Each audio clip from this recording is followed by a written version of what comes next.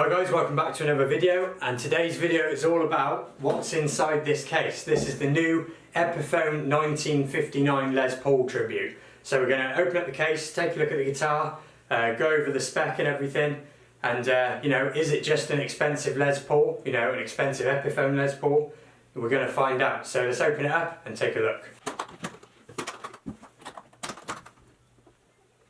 So here it is then, the new 1959 Epiphone Les Paul sort of tribute. So like I said, I'll run down through all the sort of new specs on this guitar, and then I will tell you why and sort of justify why it is not just an expensive Epiphone. And I've been outspoken about Epiphone on this channel before, so like I said, we'll go through the spec and then I'll explain myself as it was.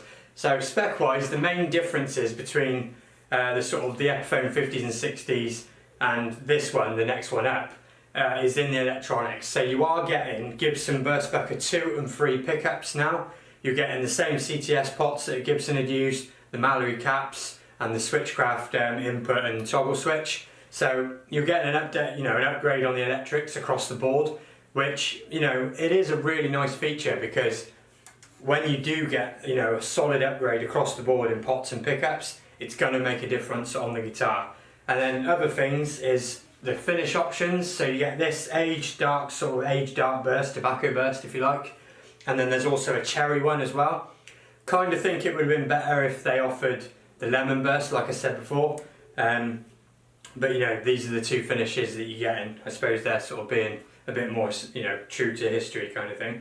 But it's also this, it's not quite nitro, but it's this sort of very thin skin, satin finish guitar, and apparently with age, will sort of wear in a bit nicer than a normal poly guitar would. So that's quite a nice little bonus there as well. Not much to change, from a normal Epiphone on the bridge. It's not the Gibson ABR1 style one, it's the normal Epiphone style. But on the neck, you're not getting a rosewood fingerboard, which I kind of think's a shame, but it's Indian Laurel and it still looks pretty good, to be fair. And then on the nut, you're getting a Gravtech Nubo nut. Show the headstock there as well. These machine heads are new as well. In fairness, I've never really had issues with machine heads on Epiphones, whether it's Grover's or their sort of proprietary ones.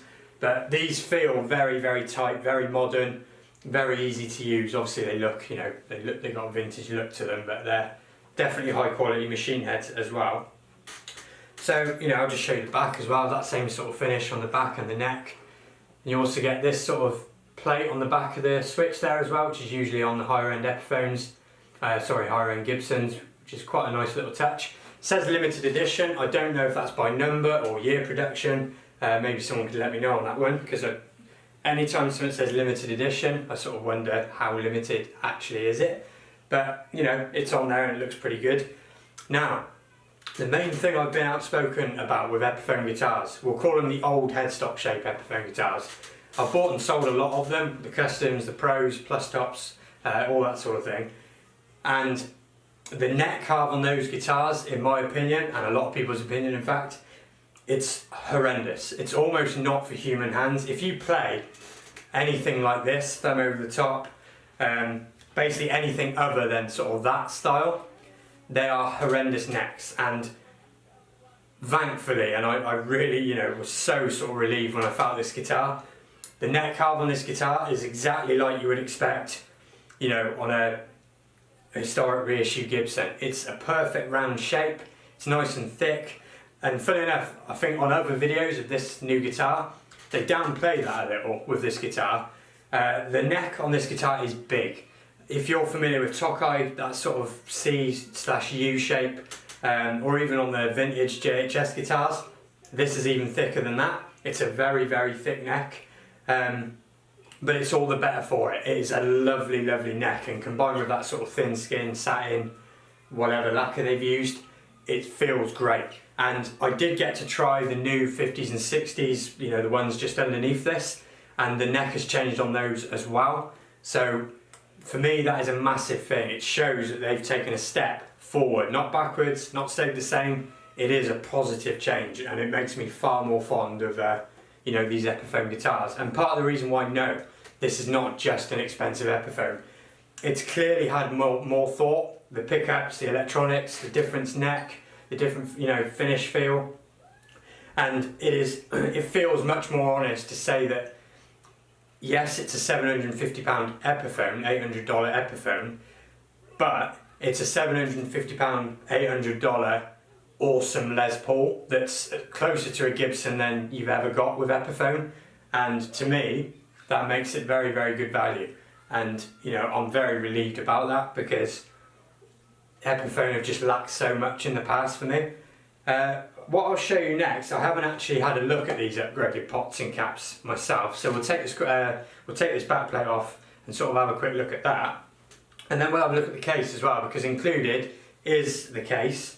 It's not much different to the normal Epiphone hard cases, which are nice cases to be fair, but we'll have a look at it because it's got, I don't know, it's a nice case, and it smells really good as well, which always makes you feel good about a new guitar. Not that you'll get that on the camera. So we'll have a look at that, and then we'll finally get into some sounds. So I think I've covered everything with this guitar. Hopefully that's all made some sense. Comment down below if I've missed anything or you want to know anything else. For those curious about the Slash Epiphones, by the way, those new ones, which again are quite expensive, about this price, on that guitar the neck profile is similar in the C, but it's much slimmer on the Slash guitars. So just thought I'd say it as well, because I got a chance to try all of the new Epiphones the other day, but this is the one I've come away with. So we'll have a look at the caps and pots and the case, and we'll finally get on to some sounds. So we'll do that now. So here we go then. I've taken this off for the first time. I'll just try and get the light to show you kind of what's in there. You can see those Mallory caps there, those yellow things. So that is true to spec. You got the CTS pots there as well. I am trying to get you a best view of this. It's the first time I looked inside. I can see braided wire coming from the pickups, but all the rest is just that kind of quite thin, sort of slightly cheap looking wire, which I kind of think they could have used some nicer wire in there, but it is 50s wire in there as well. So, nothing to complain about wiring department. It's tidy. I would have just liked to have opened that up and seen, some slightly higher end looking wires, and, but it is what it is. There it is. So a little sort of close up of the case then. It's this sort of like dark, sort of tan leather looking case. And it does have sort of smart official like aging sort of patina on it as well, which is a nice touch. And the locks as well, you can see there's sort of this sort of tarnished, brushed kind of look, which I think look really cool and sort of feel quite high quality as well. And then when you open the case up, it's very much sort of a replica of the Gibson hard cases, I suppose, but opening up the case and you got this very fluorescent pink, soft fluffy interior that my daughter was a huge fan of. And it just feels really good, to be fair. You got this extra padded bit in here as well. The strap I've added in there didn't come with that. You do get a case key with it, obviously, and you also get these sort of anti-moisture drying things. But kind of a standard Epiphone case. It's just been tied up a little bit, but it comes with the guitar, obviously, and that's a nice sort of touch. Makes the guitar feel that bit better. Gives you something to, nice to carry the guitar around in. And it's not a huge deal, but little bits of thought like this definitely all add up to me thinking, it's not just an expensive Epiphone. There has been thought gone into this, and the product is great. So we'll get on to some sounds now, and that's it. So thank you very much for watching, and I'll see you on the next one.